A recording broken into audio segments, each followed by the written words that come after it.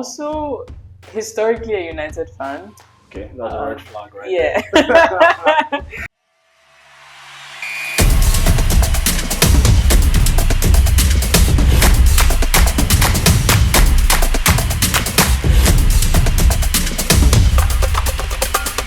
Hi everyone, welcome to the Sideways Passing podcast. My name is Donald and I'm here with Anita. Alright, Anita, how have you been? All good, and you? Yeah, I'm great. I'm doing great. This is our first episode. So exciting. How are you feeling? I feel good. I'm Have you excited ever for done this. a podcast? Yeah, I have. Oh, okay. Yeah. A sports one though. No, this is Okay. my first. I've been on Metro TV talk about sports, Oh, but okay. this is my first sports podcast. So Okay, alright. milestones. That's great, yeah, that's great. We are very honored to have you on, the first episode of the Sideways Passing podcast. Yeah. Honored to be here. Yeah, so a lot has been happening in sports in general, but today we're going to focus on football, okay, because the football season is just about to begin, okay, so a lot of stuff going on from the Manchester clubs, Liverpool, Chelsea, Arsenal, and then also when you go into Europe itself, like there's just so many other, storylines that are going on as well, so we're going to explore all of them, Nice. in different ways. Okay, so we'll start with England, okay, because that's where the drama is unfolding. I'm a United fan, so this is going to be a little bit biased, right? But we're going to start with United. Okay. So obviously, right now, I feel like Manchester United is one of the most dramatic clubs right now in the world because there's so much going on with that club, right? And even though people say that United is, a sleeping giant, or we are dead, or all that stuff, we still find a way to be in the headlines, Yep. or be the major story, Yeah. right? In as much as people don't like to admit it, Yes. yeah. So, what's out of the whole Manchester United storm? Storm. Have you found the most, intriguing? Like, which one has caught your attention the most? There's Rashford, there's Garnacho, there's our transfers, all of that stuff. Like, which part? Yeah, storm is the word. I'm also historically a United fan. Okay, that's a red flag, right? Yeah. I took a break for my mental health and general Oh, well-being, right. but historically a United fan. I think I'm coming back though. Like, I subscribe to the United YouTube channel, Wow. so that's a big step for That me. is dedication. Yeah. actually. So now I'm like, I okay. don't think I am subscribed. I'm lying to myself. Yeah. So now I'm okay. I'm like, okay, I'm gonna watch some games, watch some highlights. Like, I'm getting back into the fold. Rashford was the one that got my attention the most. I have a soft spot for Rashford. I was actually, why? Anyway, you finish. Yeah, I don't understand what happened with him though, because that's two coaches that have not been happy with him and have sidelined him. I don't understand what's going on. I think he's a really good talent, but I think the change of environment is going to be good for him. And I wish we had played this in a way where we got more money, right? Because he could have stayed at Villa, right? Or He didn't want to. he didn't want to, yes, but then I think that just diminished the transfer price and our leverage as well. I mean, the loan fee, right, and our leverage as well. So, I mean, when there's some friction there, I'm not sure what's going on, but I wish him well at Barcelona. He seems happier already. I was looking at his announcement videos and stuff, and he seemed happier. But at least when he joined Villa, so. As Sancho would say, freedom. Oh, yeah, that's another But one. you know what? Like, I think with Rashford, it's not like I dislike the guy. It's not like I dislike the guy, but I just think that, first of all, I was also on the Rashford hype train, like when he first came through and all that stuff. And I just think that initially there was that whole, Kylian Mbappe, Rashford type thing. Yeah, Initially, that's like, true. that's the ceiling, all of that stuff, right?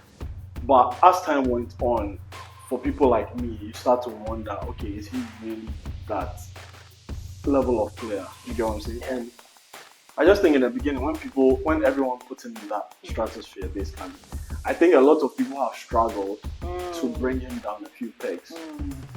Because if you look at his, career as United, has he done enough to put him in that same stratosphere? No. I'm not so sure. I That's mean, right. Mbappe is on a different Exactly. level also. But there are some United fans who Yeah. will genuinely talk to you as if like he's that guy. They will say that he's that, like you said, you recognize his talent. He is talented, Yeah. of course he is, right? But is he at that level? Not really, right? But and the way he's behaved, especially with this whole Barca thing, it's like, yeah, I'm not going anywhere with Barca. You get a sense from the player that he also believes it's kind of his hype as well. Yeah. Like, because he went to Villa and was like, I'm here for a short time, not a long time. So it's like, yeah, Charlie, you guys are not my level. You get me? So I think with me, when it comes to Rashford, that's just it for me. Like, I just feel like there's just a miscalculation of, his standing in terms of what type of player he is. That's just it for me. I don't really like, if Rashford has stayed at United and played well and was consistent, for me, yeah, I don't have a problem with that. Because if he does well, we do all right. So yeah, that's just it for me, really. But what I would say for me was the biggest thing when it comes to United was transfers. I think for me that was the Rashford thing, Charlie, it had been happening. So yeah, it is whatever, right? But for me, it was trying, who were we signing? How was that going to impact our team? Okay. What are your thoughts? Our signings have been good. Surprisingly, I wasn't expecting this. I was expecting like lower tier type players because Charlie finances, all of that stuff. I wasn't sure where we were standing with that, right? Exactly. But we've spent almost 200 million on just our front line, which is for me it's kind of wild. Yeah. What have you thought about our transfer? Yeah, I think I'm glad they went for Premier League proven players like Mbemo, Cunha. Like they are not coming to that settling in foreign player thing. So that's. Sesko doesn't feel like he was a first choice. He wasn't. I don't think he was. But I'm glad we got over the line because we need firepower. Yes. And the team, I watched some preseason highlight. They look faster. There's more fluidity. Is that? They look faster. They're fluid. Like Ahmad was good. Mason Mount looked good. Hopefully he stays healthy the whole season. So yeah, I don't know where it's from. I'm surprised, but I'm gonna take it. I'm looking forward to see. No. To be fair, I have bought into the hype. Like I'm all in. Unfortunately, against my will, I'm all in. But hey, it is what it is. If you're a fan, the bar is super low. Also, I mean they can't do it. So exactly. All right. I mean, when it comes to United, obviously, if we had to break it down, like there's so many layers to it. So I don't want to make this the Manchester United show. So we're gonna get into the other teams as well. Okay, like Liverpool. They're trying to sign everybody basically. So greedy. Like everybody's surprised as to how much they are spending. They are so greedy. And how far they are able to go. Like every day you wake up and it's like, hey, Charlie, why? I don't know. For a team that has won the Premier League, yes, fine, you want to strengthen and all that, but you're also wondering how far do you want to go with this? Yeah. What have you thought? Yeah, signing. Yeah, I mean, I knew they would replace Trent, and Frimpong looks good. The front line, yeah. I haven't seen him play much, so I'm curious to see how he actually does. I've heard a lot of good things about him, so I'm curious about that. And it looks like they're trying to rely less on Salah this season, right? Because they have because I think he had them like. Yeah, he had a lot of leverage. Yeah, and he had a lot of leverage going into his contract. I mean, I won't say he carried them, but he was obviously the outstanding player. He was a star. So Liverpool are trying to create a team that has multiple stars. Exactly. I get it. Exactly. Frankly, I think they'll win it again. Same. I hate to say it, but I agree. But it is what it is. But do you think City will challenge this year? Quietly, they've been going about their business. People haven't really been talking much about it. What do you think of their season, like their upcoming season? It looks like an eye on the future. Like, not this season future, more like 2-3 seasons down the line. Like, it looks like they're building a younger squad and like making those key changes. Because obviously, Kevin De Bruyne, there are not that many people that can replace him like for like. So you're going to have to play around. Rodri is back, which is good. Actually, no. Yeah. He's not bad. Had an injury setback. Oh, so, no. Yes. Actually, yes. Good. I was going to say, I mean, all the best. But, like, you know what I mean? So he's had an injury setback. Okay. Yeah, so they are saying he'll be back maybe mid-September. Wow, okay. I mean, at least you played this season, right? Oh, yeah. They missed him a lot last season. So, I don't see them challenging. I feel like Arsenal would be... Yeah. Interesting. Yeah. Arsenal had the best defense last season, and now they have a good striker. That was like the missing piece. Yeah, that was a missing piece. So I feel like Arsenal will probably be second. I hate to say it. And then City and everyone else will be fighting for like that. Okay. 6. When I say everyone else, I mean the bigger clubs. Yeah, I think I understand why you put Arsenal to be challengers. But I think City is very weird. I feel like Pep has, it's just one of those things. Like people have written them off, but I think they are quietly getting their business done, and I think they could be an interesting, shout for second. But I think Arsenal should be challenging. I think for me that's where it mostly comes. I feel like Arsenal should be challenging, but obviously Liverpool have done too much. Yeah. Right, but I feel like Arsenal should be challenging again. Yeah. Chelsea definitely, I think they'll be in the top 4. They will. I think they've signed some good players. They have. John Pedro, Delap. Chelsea sell really well. I don't know how they do it, but it's crazy. We need their back office team. Exactly. You know one thing though, I am disappointed with. What? I'm not a Garnacho stan, but there's a part of me that feels like selling Garnacho to Chelsea is bad. Absolutely. Bad business. I'm not sure why that's happening. Because I still think that Garnacho, yes, fine, he's inconsistent, has his deficiencies, but I still think he's a very talented player. And selling him to Chelsea, I'm not so sure about that. I don't think it's such a great idea. I agree. But all in all, yes, I think Chelsea also, have a very good squad. I think they'll finish in the top 4. I can't quite place where they will finish, but yeah, I definitely think they'll finish in the top 4. Yeah. So let's go back to City. Tell me which of their signings have impressed you, or if it's the general strategy, and where do you think, what do you see the top 4 shaping up to be? I was going to say United. Yeah, Liverpool, Arsenal, City, Chelsea.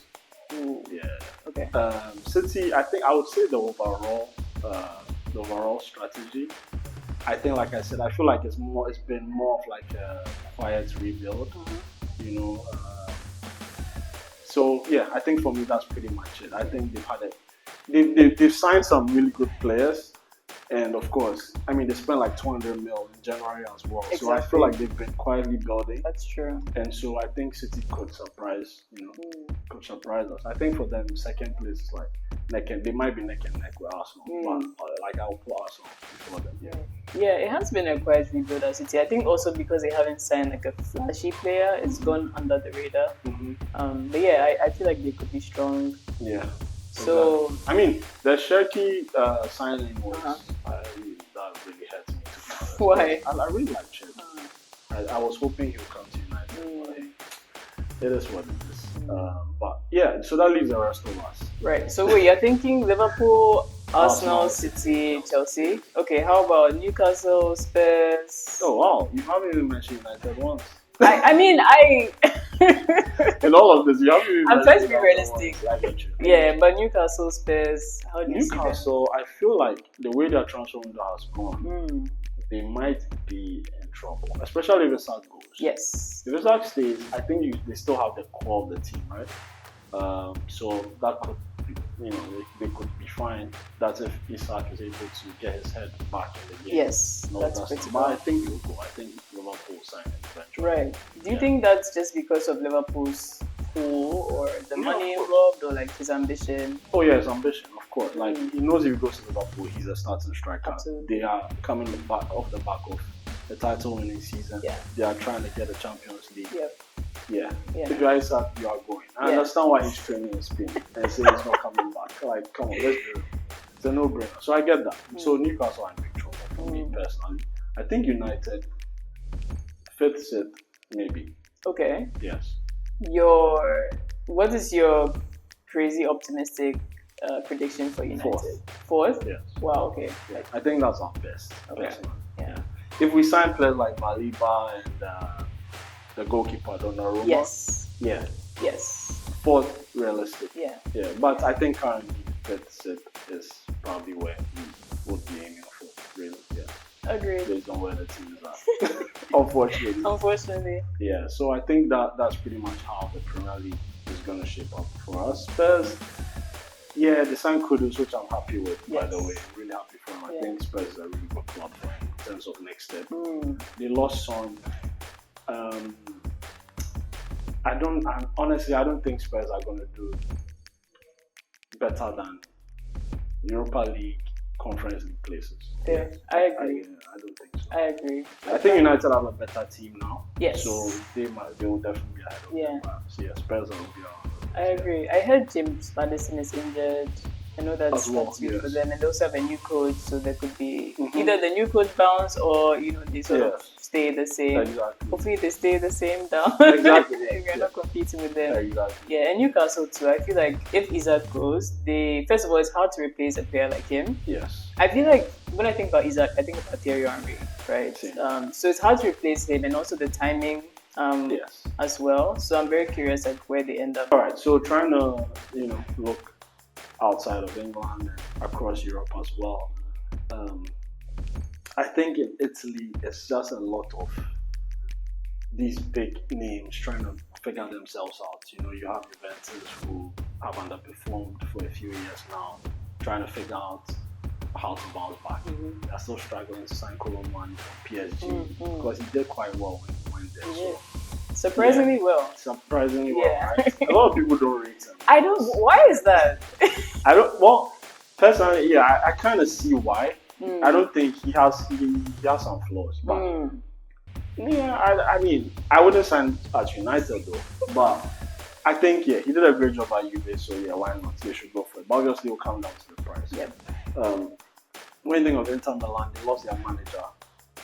Charlie, losing a manager like that, Simone Inzaghi, that's a big deal. Will the team have the same motivations as before? We'll see. AC Milan, Charlie, struggling, still trying to get back to the AC Milan. Of course, I heard they even want to sign Hoyland. Yeah, I'm happy with that. Wild, but hey, you can go for it. Right, so with them, we'll see. I don't think they've signed anyone that I think, okay, that's a game changer. So I think it might be another season where there's maybe iffy. Which other Italians? Napoli. Yes. I'm gonna keep an eye out for them. Yes. I was happy for McTominay. Ballon d'Or. Crazy. That's crazy. Never. Seeing that image, I was like, what? Like this must be another universe. Because Scott McTominay, Ballon d'Or. Nah, that's crazy. Yeah. But I'm happy for him. Happy for him too. Got a lot of abuse and stake. Yeah, passion merchant. All sideways passer. Charlie, right? No pun intended. Yeah, I feel like it is a good league for a player like him. And it seems like the fans like him too, so that's always a good thing. I'm happy for him, like seriously. I think when he was at United, I was also one of those people who was critical of him. But I think sometimes it's okay for you to go somewhere else and flourish. It's okay. Like if it didn't work out United, it didn't work. It's cool. We'll just leave the rest for online banter and stuff like that. It is fun. So I'm happy for him. Napoli, I think, might, if there's, it doesn't go to predict who wins here, I think we could retain it. Agreed. So I think for me that's pretty much it. In Italy and Spain, obviously the big story there is Real Madrid.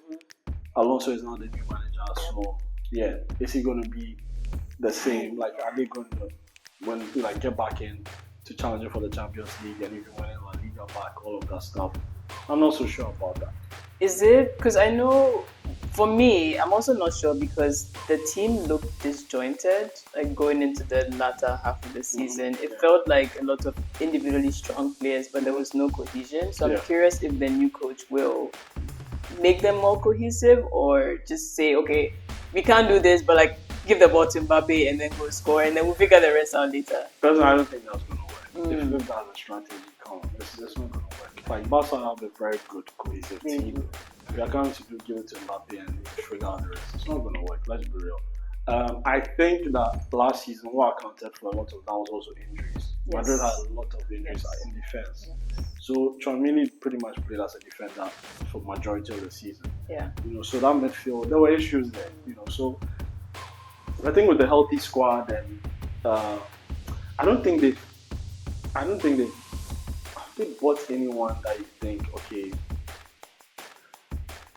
feel like maybe I'm forgetting a Madrid sign. Trent. To be honest. Okay, Trent. That was really early, so and everyone also knew what was going to happen. So yes, it wasn't but also I don't think signing Trent is the difference between them winning La Liga or not. He's not the only. Like I don't think so. Champions League, I say. No, come on. Champions League. No. Come Trent? on. What? Like, come on, bro. Trent. Like It's Trent's like, a very good player. Yeah. He strengthens that side of the pitch. Yes. But he's not like a game changer in terms of Okay. Yeah, Madrid Hear me won out. the league because of this. Hear me out. Okay. I feel like Trent gives you another way to play. Right. That's a good And especially if you're in the Champions League and you know the Mbappe thing, he's having an off day, or like the other front, like Bellingham, it's like I don't know, he's hurt or something. Trent gives you something else, like with the free kicks, the set pieces, the crosses. Alright. It gives you another angle that I think could be beneficial. On that though, how many set pieces goals have you actually seen on Madrid score?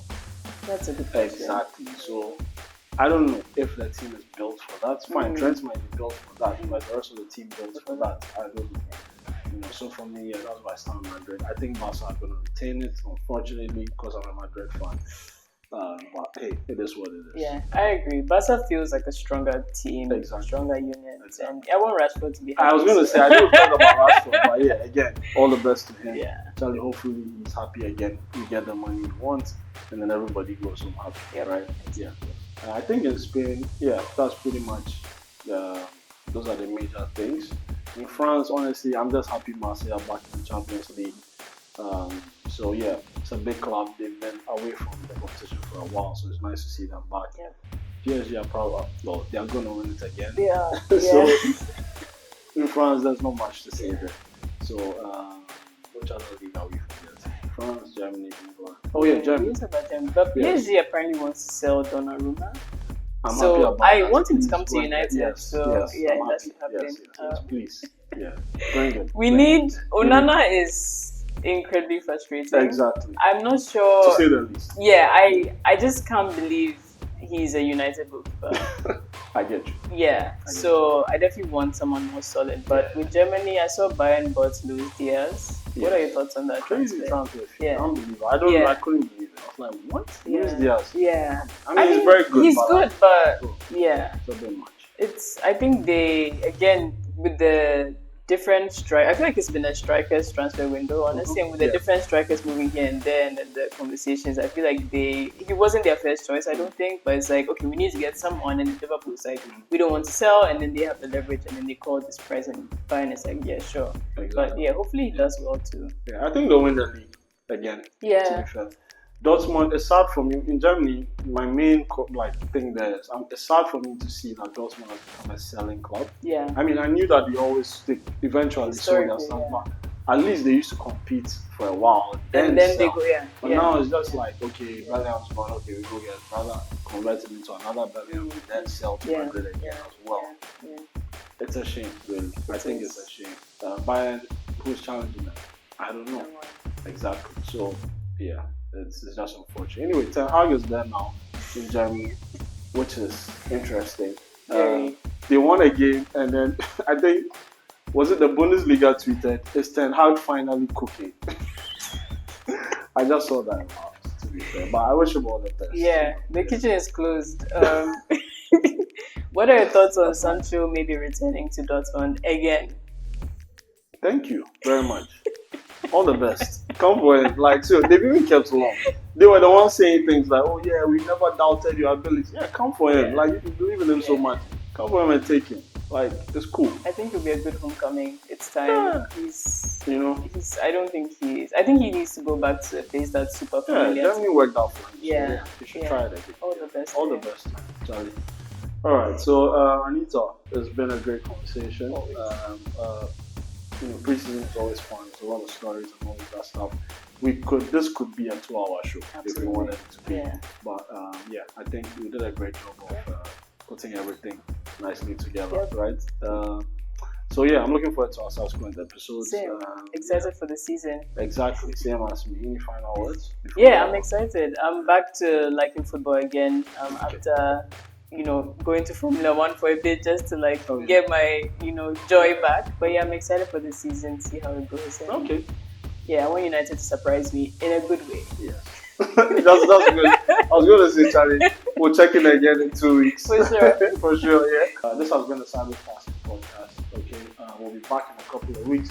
Please subscribe to Good Angle Sports on YouTube and follow us everywhere at Good Angle Sports. Okay, Donald, Anita. We'll see you in a couple of weeks.